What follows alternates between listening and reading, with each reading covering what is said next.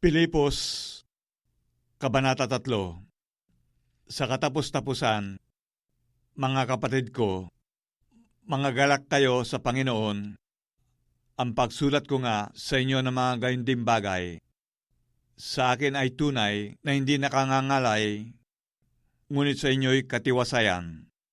Magsipag-ingat kayo sa mga aso, magsipag-ingat kayo sa masasamang manggagawa, magsipag-ingat kayo sa mga sa pagtutuli, sapagkat tayo ang pagtutuli na nagsisisamba sa Espiritu ng Diyos at nangagmamapuri kay Kristo Jesus at walang anumang pagkakatiwala sa laman.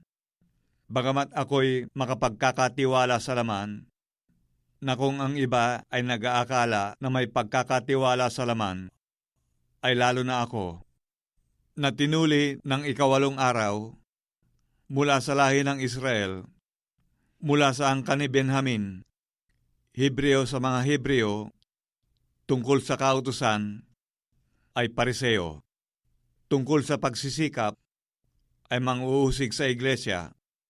Tungkol sa kabanalan na nasa kautusan, ay walang kapintasan. Gayunman ang mga bagay na sa akin ay pakinabang, ay inari kong kalugihan, alang-alang kay Kristo. Oo nga, at lahat ng mga bagay ay inari kong kalugihan dahil sa dakilang kagalingan ng pagkakilala kay Kristo Jesus na Panginoon ko.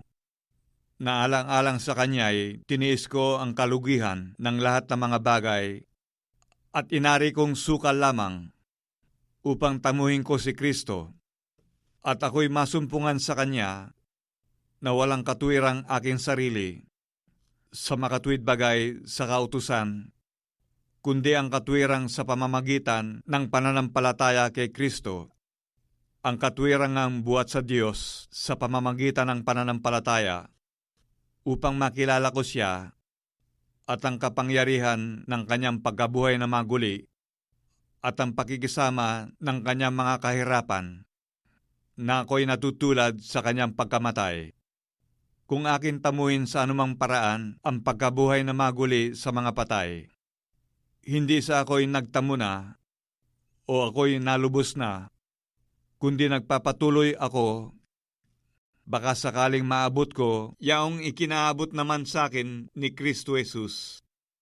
Mga kapatid, hindi ko pa inaring inabot, datapwat, isang bagay ang ginagawa ko, na nililimot ang mga bagay na nasa likuran at tinutungo ang mga bagay na hinaharap. Nagtutumulin ako sa hangganan sa gantimpala ng dakilang pagtawag ng Diyos na kay Kristo Jesus. Kaya nga, kung ilan tayong mga sakdal, ay mag-isip ng gayon.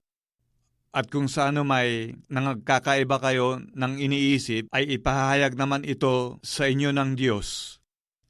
Lamang ay magsilakad tayo ayon sa gayunding ayos na ating inabot na.